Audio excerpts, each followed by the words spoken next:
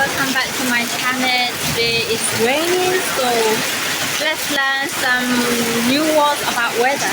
It is freezing right now. We gotta go inside. So today my top 10 weather word ကိုလေ့လာကြမှာပဲဖြစ်ပါတယ်။ဒါတကူနဲ့ပတ်သက်တဲ့စကားလုံး10လုံးကိုလေ့လာကြမှာပဲဖြစ်ပါတယ်။ Let's get started. ပထမဆုံးတစ်လုံးအနေနဲ့ sunny ဆိုလို့ရှိရင်နေတာတော့လို့အဓိပ္ပာယ်ရပါတယ်။ Number 2အနေနဲ့ rainy, cloudy, windy, drizzle, snowy, hot,